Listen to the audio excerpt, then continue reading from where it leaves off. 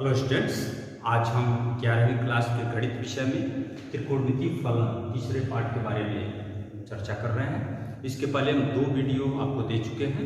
आज हम लोग कुछ फार्मूला से संबंधित कुछ सिद्धांतों के बारे में पढ़ेंगे। इसमें जैसा कि आपका छात्र 10वीं क्लास में निम्न कोणों से संबंधित कोणों का त्रिकोणमितीय अनुपात आप पढ़ चुके हैं। जैसे कोई निम्न कोण एक समकोण त्रिभुज हो तो समकोण त्रिभुज में इस समकोण के अलावा शेष दोनों कोण न्यून कोण होते हैं। इन कोणों का साइन थीटा लंब बटे कर्ण, इसमें लंब क्या होता है, जो कोण कंसीडर करते हैं उसके सामने वाली भुजा को ही आप लंब मानते हैं। इन दोनों में कोई लंब आधार हो सकता है। अगर ये थीटा यहाँ है तो इसके सापेक्ष लंब आप इसको मानते हैं। तो आप इन सब चीजों को पढ़े हैं कि साइन थीटा बराबर लंब बटे कर्ण, इसमें लंब ए बी है, कर्ण ए सी है। ऐसे कॉस थीटा आधार बटे कर्ण, तो आधार बी सी और कर्ण ए सी। तो इस तरह से इन सब चीजों को आप पढ़ चुके हैं। यहाँ हम 11वीं क्लास में आपको क्या बताने वाले हैं, केवल न्यून कोण ही नहीं, अधिक कोण हो, सम कोण हो या फिर अधिक कोण 180 अंश से भी बड़ा कोण हो, उसका भी त्रिकोणमितीय अनुपात होगा। तो उन्हीं सब बातों को यहाँ समझना है। तो आइए हम इसको समझाते हैं। अब हम यहाँ इकाई त्रिज्या का एक वृत्त सोचते हैं जिसका केंद्र मूल बिंदु पर मानते हैं, और यहाँ ए बी सी डी इसका नाम रख लेते हैं। और इस वृत्त पर कोई एक बिंदु पी लेते हैं जिसका निर्देशांक ए बी है। तो इसका मतलब अगर ओपी को मिलाते हैं तो अगर हम इकाई से त्रिज्या का वृत्त माने हैं तो ये लंबाई क्या होगा, 1 होगा।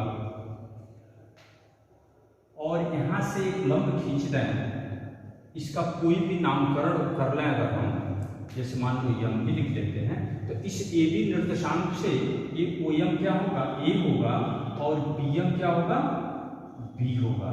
ये तो आप 9th क्लास और 10th क्लास में भी निर्देशांक ज्यामिति में ये बात पढ़े हैं। तो यहाँ हम इस एंगल को यक्ष मानते हैं। तो इस समकोण त्रिभुज में अगर हम साइन यक्ष की बात करते हैं, साइन यक्ष जैसा पढ़ चुके हैं, साइन थीटा लंब बटे कर्ण। तो लंब क्या है इसमें, पीएम, पीएम, और कर्ण क्या है, ओपी। तो यहाँ पीएम कितना है, बी, और ओपी कितना है, 1। तो साइन यक्ष को हम भी लिख सकते हैं इस तरह से। कॉस यक्ष लिखते हैं ना, तो कॉस यक्ष क्या होगा, आधार बटे कर्ण। तो आधार क्या होगा, ओएम बटे कर्ण ओपी। तो ओएम कितना है, ए, और बटे ओपी क्या है, 1 है। तो छोड़ दीजिए। तो अब यहाँ पर अगर हम इस समकोण त्रिभुज में त्रिभुज ओपीएम में ओपीएम या ओएम भी कुछ भी लिखें, उसमें पाइथागोरस प्रमेय लगाते हैं। अगर पाइथागोरस प्रमेय OM square plus PM square equal OP square, देखा, आधार का वर्ग धन लंब का वर्ग इक्वल कर्ण का वर्ग लिखते हैं। OM square plus PM square equal OP square. तो ओएम क्या है यहाँ, ओएम मींस ए, तो इसको हम लिखें ए स्क्वायर प्लस पीएम क्या है, पीएम बी, इसको लिखें बी स्क्वायर इक्वल ओपी क्या है, ओपी 1 है। तो 1 का स्क्वायर 1 ही होगा। अब ए इक्वल क्या आप देखें, कॉस यक्ष, यहाँ लिख सकते हैं कॉस स्क्वायर यक्ष। बी को क्या, साइन यक्ष, यहाँ लिखते हैं साइन स्क्वायर यक्ष इक्वल 1। तो यहाँ से एक रिजल्ट ये भी मिल रहा है कि इकाई त्रिज्या वाले वृत्त पर के परिधि पर कोई बिंदु हो तो इसके द्वारा जो कोण यक्ष बन रहा है उस यक्ष का साइन और कॉस ज्या और कोज्या के अनुपातों के वर्गों का योगफल क्या होगा, 1 होगा। ये एक रिजल्ट है, महत्वपूर्ण रिजल्ट, इसको हम साइड में लिखते हैं कॉस स्क्वायर यक्ष प्लस साइन स्क्वायर यक्ष इक्वल 1। अब यहाँ एक चीज देखें आप, यहाँ पूरा कोण कितना बना, 2 पाई। ये तो आप पहले भी जानते हैं, 360 अंश का कोण बनता है 2 पाई। तो यहाँ 4 खंड जो बन रहे हैं इसे हम चतुर्थांश शब्द बोलेंगे, चतुर्थांश। ये पहला चतुर्थांश होगा, ये दूसरा चतुर्थांश होगा, ये तीसरा चतुर्थांश होगा और ये चौथा चतुर्थांश होगा। तो ये प्रत्येक कोण 90-90 होगा। एक चतुर्थांश है 0 से π/2, ये होगा π/2। फिर ये क्या होगा 2π, फिर पाई होगा या 2π/2 लिख सकते हैं, π/2 2π/2। फिर क्या होगा 3π/2 ये वाला होगा, और ये क्या होगा 2π, या फिर लिख सकते हैं इसी क्रम में लिखते हो तो 4π/2 लिख सकते हैं, जैसे π/2 2π/2 3π/2 और 4π/2। तो जो कोण π/2 के गुणज में होते हैं, जो कोण π/2 के गुणज में होते हैं, उन कोणों को हम बोलेंगे एक नया शब्द चतुर्थांशीय कोण। चतुर्थांशीय कोण, जैसे चतुर्थांशीय कोण कौन होगा π/2 2π/2 3π/2 4π/2 5π/2 6π/2 7π/2। इस तरह जितने भी कोण बनेंगे उन कोणों का हम एक नया नाम देंगे चतुर्थांशीय कोण। इन चतुर्थांशीय कोणों का हम त्रिकोणमितीय अनुपात निकालना है, साइन और कोज्या, तो आप कैसे कर सकते हैं। उसके लिए हम एक चीज मान लेते हैं, ये जो बिंदु आपके चित्र में ABCD दिखाई दे रहे हैं, इनका निर्देशांक क्या होगा, ए का निर्देशांक क्या होगा, आप देखिए ए का निर्देशांक अगर लिखना है तो आप क्या लिखेंगे, इसको आप क्या माने थे, इकाई त्रिज्या का एक वृत्त है तो ये 1 होगा, त्रिज्या है 1 0 होगा 1 0। बी का निर्देशांक क्या होगा, बी का निर्देशांक 0 1 होगा। ऐसे सी का निर्देशांक ये लिख देते हैं -1 0 होगा, इसका निर्देशांक 0 -1 होगा, और इसका 0 1 होगा, इसका 1 0 होगा। अब हम एक चतुर्थांशीय कोणों के त्रिकोणमितीय अनुपात के बारे में देखते हैं, एक 0 बीच में सोचते हैं। जैसे अगर साइन 0 की बात करें, ये 0 कब होगा, यक्स 0 होने का मतलब क्या होगा, यानी कि ये जो लाइन OP है, OP सीधे इस पर सट जाए, OA के अनुदिश हो, तभी तो यह यक्स 0 होगा। तो उस दशा में ये लाइन जब इस पर सट रही है तो क्या हो रहा है, ये OP ठीक OA के बराबर होगा, क्योंकि ये तो वृत्त है, वृत्त की त्रिज्या OP और OA बराबर हैं। ये बिंदु PA पर होगा तो फिर PM का क्या होगा, PM तो 0 हो जाएगा, लंब 0 हो गया, ये लाइन आप यहाँ गिराइए, ये PM 0 हो गया। तो फार्मूला का वही लगाएंगे, लंब बटे आधार, लंब बटे कर्ण। तो फार्मूला होगा आपका PM बटे कर्ण OP। लेकिन यहाँ ये सोचना, आप इस 0 के लिए सोचें, 0 है तो PM 0 होगा, PM 0 होगा, और OP क्या होगा 1 होगा, मीन्स OA होगा, तो फिर ये मान 0 ही होगा।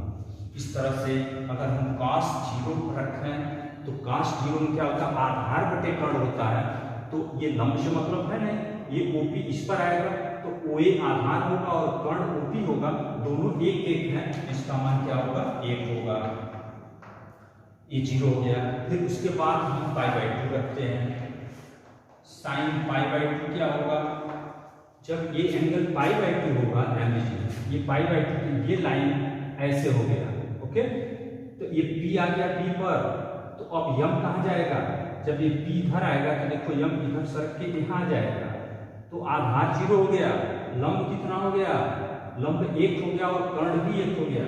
तो साइन बाय लंब बटे कर्ण 1/1 मीन्स 1 होगा, और यदि cos π/2 लिखते हो उस दशा में आधार 0 हो चुका, क्योंकि P पर आया तो यम यहाँ आ गया, आधार बटे कर्ण आधार 0 हो गया, तो ये मान 0 होगा।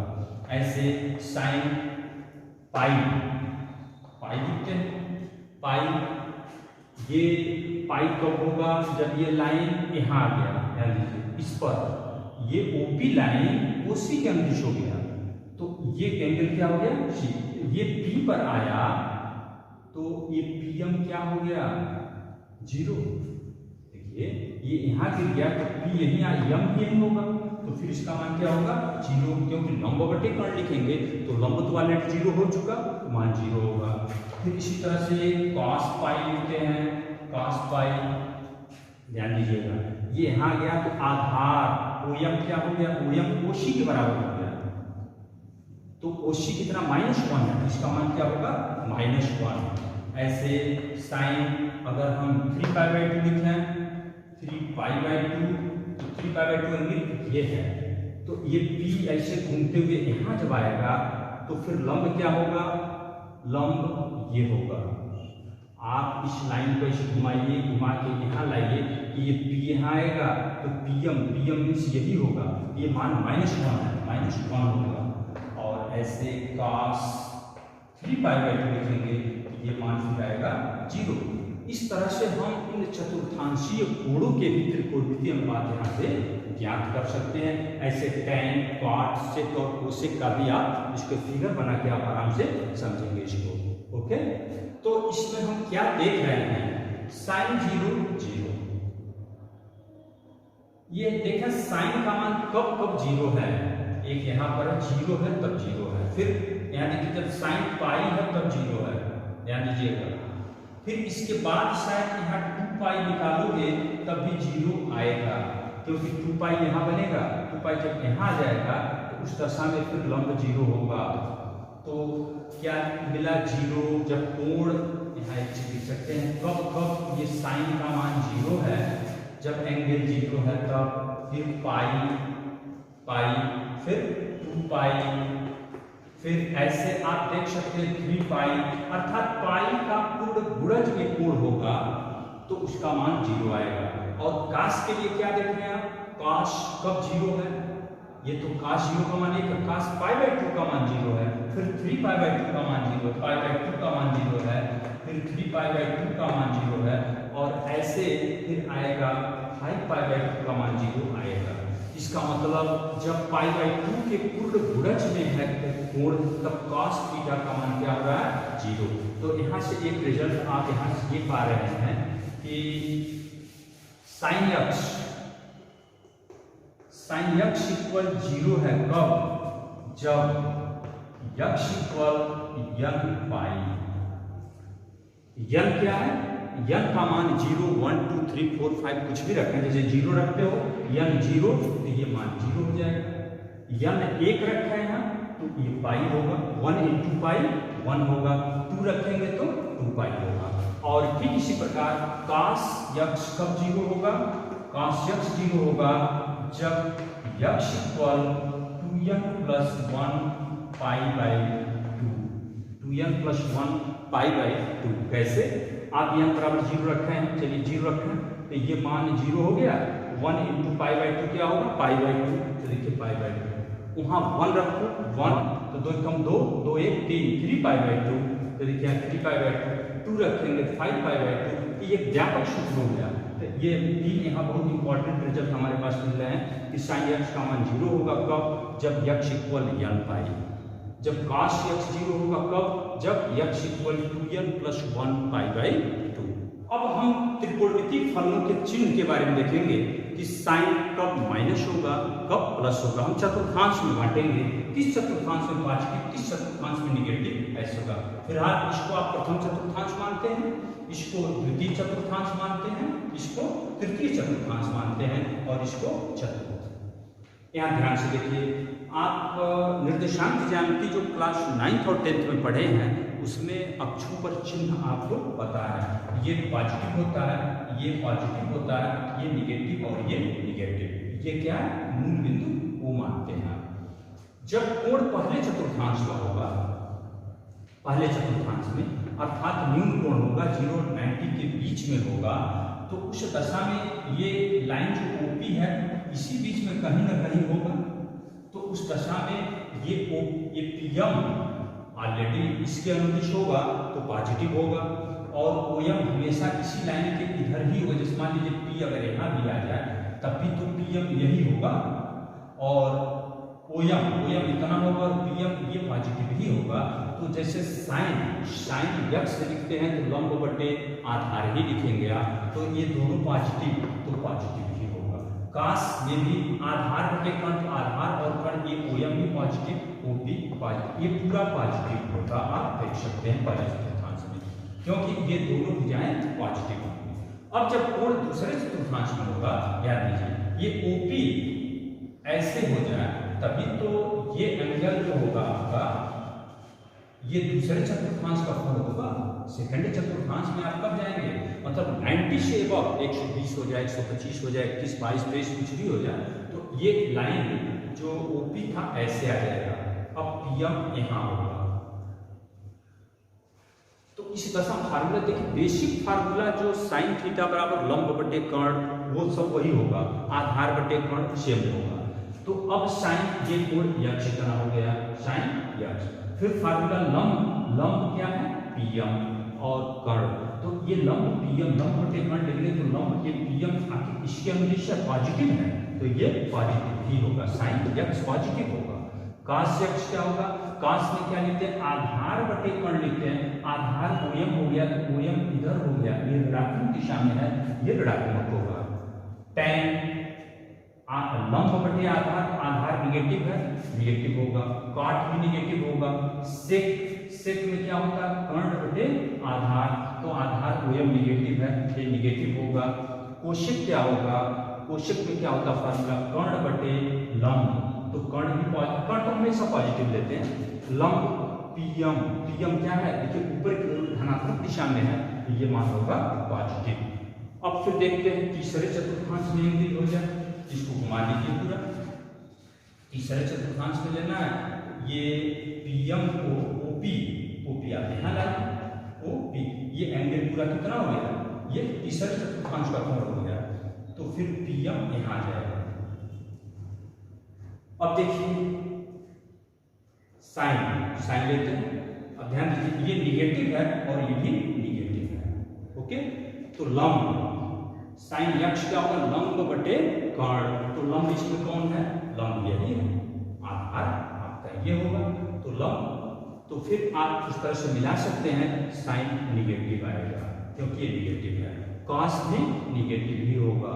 टैन में लंब बटे आधार लेते हैं, तो लंब आधार दोनों ही निगेटिव है, ये भी निगेटिव, ये भी निगेटिव, तो दोनों निगेटिव के प्लस प्लस माइनस माइनस आप देख सकते हैं। इस तरह से आप चौथे चतुर्थांश में भी आएंगे, इधर घुमा के फिगर बना के आप देखेंगे तो साइन माइनस आएगा, कॉस प्लस आएगा, टैन माइनस आएगा, कॉट माइनस आएगा, सेक प्लस और कोसेक भी माइनस होगा। इस तरह से किसी चतुर्थांश में साइन, कॉस, टैन, कॉट, सेक, कोसेक क्या होता है, उसका चिन्ह क्या होता है, ये आपको टेबल याद होना चाहिए।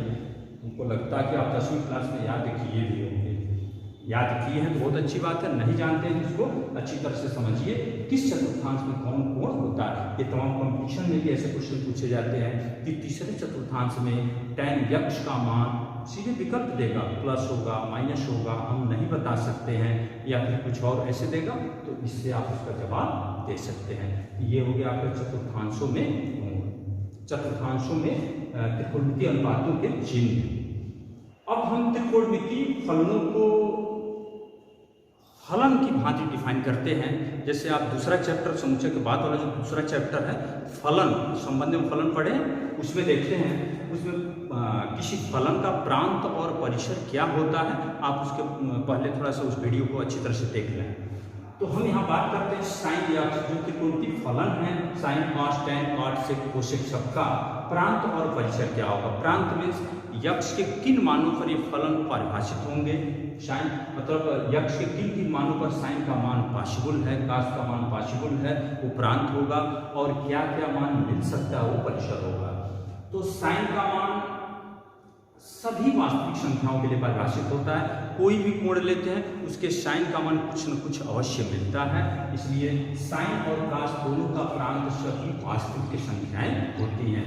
लेकिन परिसर आप कोई भी कोण लें, साइन का मान कभी भी -1 से छोटा और 1 से बड़ा नहीं होता है, -1 और 1 के बीच में ही मान प्राप्त होता है, इसलिए इन दोनों फलनों का परिसर -1 से 1 के बीच में ही होगा। टैन यक्ष का प्रांत सभी रियल नंबर होगा, बस एक को छोड़कर यक्ष is not equal to n + 1 π/2, मतलब टैन यक्ष को हम लोग साइन यक्ष बटे कॉस यक्ष भी लिखते हैं, ये तो आपको पता ही होगा। जब कॉस का मान 0 होगा तो कोई भी ऐसा भिन्न जिसका हर 0 हो, उस दशा में टैन का मान क्या होगा, इनफाइनाइट हो जाएगा। तो इनफाइनाइट जब होगा तो प्रांत में वो एलिमेंट नहीं हो सकता है। अभी आज ही इसी वीडियो में शुरुआती दौर में बताए हैं कि काश यक्स 0 है तो यक्स क्या हो सकता है। आप देखे थे 2n + 1 π/2 π/2 के गुणज में जब कोण होगा तो उस दशा में काश का मान क्या होगा 0। तो यक्स का मान जो एंगल होगा यक्स वो π/2 के गुणज को छोड़कर शेष सभी रियल नंबर होंगे, तो इसके प्रांत नहीं होगा। और परिसर क्या होगा, परिसर इसका सभी वास्तविक संख्याएं होंगे। इस तरह से काट यक्स का प्रांत यक्स सभी रियल नंबर, लेकिन काट यक्स का मान काश बटे साइन होता है। तो साइन किस दशा में 0 हुआ था, जब यक्स पाई का गुणज था। अभी आज ही बताएं इस वीडियो में, तो n पाई नहीं होना चाहिए, उसको छोड़कर इसके नॉट इक्वल n पाई, और इसका परिसर होगा सभी वास्तविक संख्याएं। इसी तरह से कोशेक और सेक का भी आपकी बुक में दिया है, आप समझ चुके हैं, आप बना सकते हैं। जैसे कोशेक का परिसर क्या, प्रांत क्या होगा, कोशेक का मीन्स 1/sin लिखते हैं तो साइन कब 0 होगा, साइन इसी दशा में 0 था। X is not equal n पाई को छोड़कर ये लिखेंगे। कोशेक का प्रांत क्या होगा, यक्स एलिमेंट ऑफ r तथा x is not equal n पाई लिखेंगे। और सेक के लिए ये, क्योंकि सेक में 1/cos होगा, इसको छोड़कर सभी होगा। इस तरह से हम त्रिकोणमितीय फलनों का प्रांत और परिसर भी ज्ञात किए। एक चीज और एक टॉपिक और इसमें है, हम ये देखते हैं कि त्रिकोणमितीय अनुपात जो साइन हो, कास हो, टैन सबके लिए प्रत्येक चतुर्थांश में उसका मान किस तरह से बदलता है, इसके बारे में देखते हैं। हम ये देखते हैं कि साइन, कास, टैन, काट, सेक और कोशेक ये सभी त्रिकोणमितीय फलनों का किसी चतुर्थांश में मान किस तरह से परिवर्तित होता है।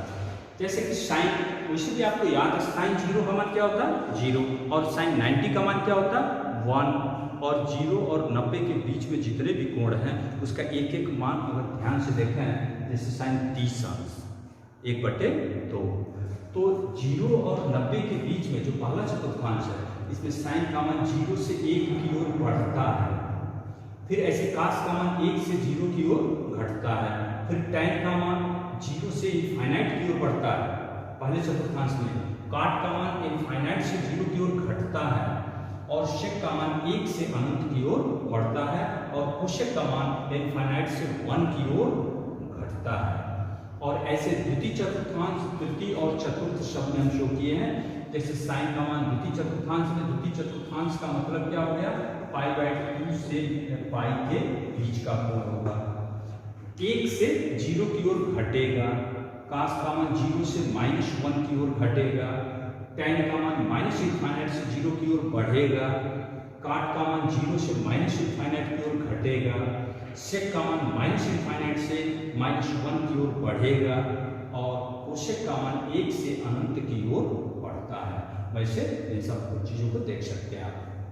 इसको देखकर हम सबका एक एक का साइन, कास, टैन, काट, सेक और कोशेक सबका फलन के रूप में ग्राफ बनाते हैं। आप ग्राफ यहाँ समझना है, जैसे साइन का ग्राफ बनाया है,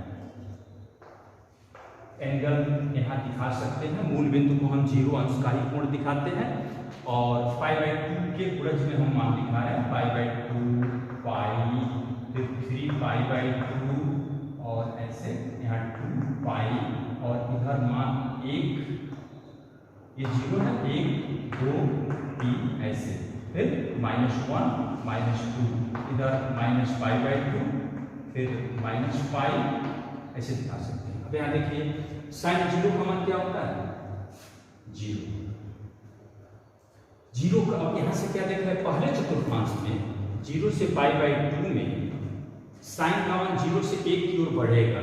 जैसे y बराबर साइन यक्स फलन लिखते हैं, ये y है और ये यक्स है, तो y की वैल्यू 1 की ओर बढ़ेगी। जैसे जैसे इधर जाएगा कोण, तो ये फलन ऊपर की ओर ऐसे बढ़ेगा, कहां तक बढ़ के जाएगा, π/2 पर आएगा 1 इसके सामने आ गया, और फिर दूसरे चतुर्थांश में 1 से 0 की ओर अग्रसर होता है, तो 1 से यहाँ 0 नीचे आएगा, ये ग्राफ नीचे आएगा और π/2 पाई पर 0 आ जाएगा। फिर उसके बाद तीसरे चतुर्थांश में देखिए 0 से -1 की ओर जा रहा है, तो -1 नीचे है, ये नीचे की ओर आएगा, और यहाँ आगे π/2 के सामने -1, और फिर ऐसे इस तरह से ग्राफ बनेगा, और इधर भी आप आएंगे -π/2 पर ये -1 होगा, और फिर इस टाइप में। तो साइन यक्स का ग्राफ ऐसे होगा। ओके, ऐसे कास का ग्राफ बना सकते हैं, इसको मिटा रहे हैं, नोट कर लेंगे। काश के लिए ग्राफ बनाते हैं, इसको यक्स अक्ष, वाई अक्ष, 0 1, फिर उसी तरह से दिखाते हैं pi by 2, pi, 3 pi by 2, 2 पाई। काश 0 का मान क्या होता है 1। पहले चतुर्थांश में 0 से पाई बाई 2 के बीच में काश क्या है 1 से 0 की ओर अग्रसर हो रहा है। तो अभी तो 0 पर मान इतना है, ये 0 की ओर अग्रसर होगा, 0 यहाँ आएगा। फिर दूसरे चतुर्थांश में 1 से 0 की ओर, सॉरी ये काश यहाँ 0 से -1 की ओर, तो ये 0 है, 0 से -1 नीचे यानी इधर आएगा, यहाँ से इधर ये -1 तक आएगा और फिर ऐसे और फिर इस टाइप में इधर बनेगा। तो काश ये काश का है। तो ऐसे साइन का, कास का, फिर आप टैन का भी देख सकते हैं, आपकी बुक में भी है, थोड़ा ध्यान से इसको देखेंगे। टैन का अगर फिगर बनाते हैं तो